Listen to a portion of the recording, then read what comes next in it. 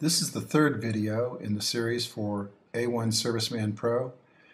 In this video we're going to be talking about the material and labor sections.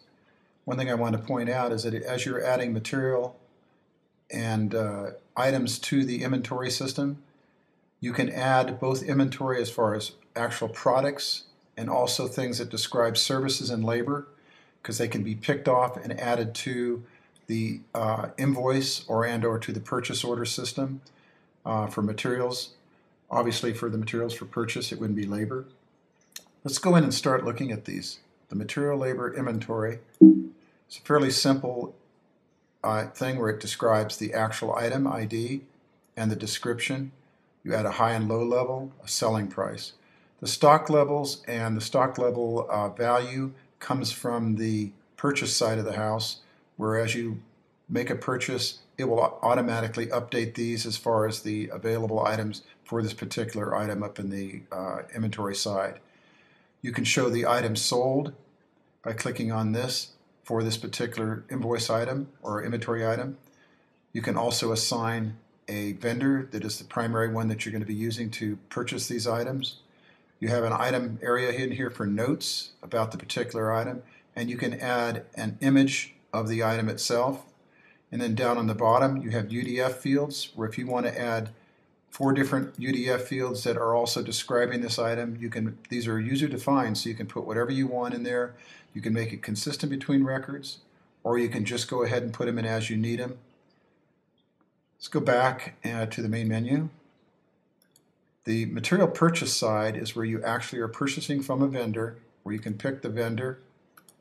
The information is already in the system, so as you're doing your purchase you would add the items for the purchase portal, and there's actually an invoice that can be generated, either a long one or a short one. There is a purchase payment area where you can take and show the payments that you've made for the items that you have purchased. There's also a purchase report that shows all the items that have been purchased and who they were purchased from and what date. Let's go back to the main screen again.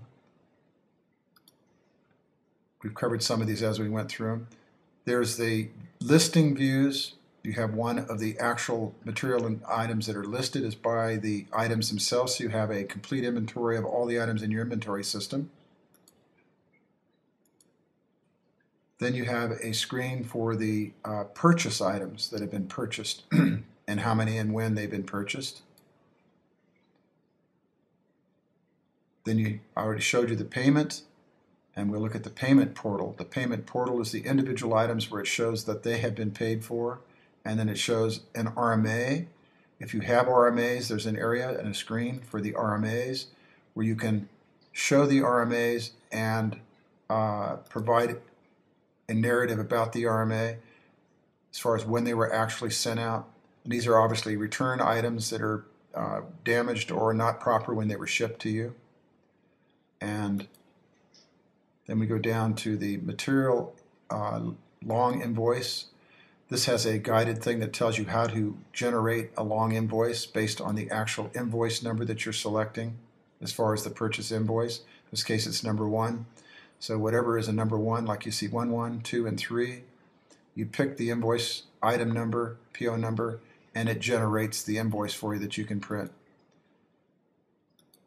Okay, that's a kind of a swift way to go through and show you all these, but there's a lot more detail in the user guide, so I suggest that you use the guide for detailed information about these.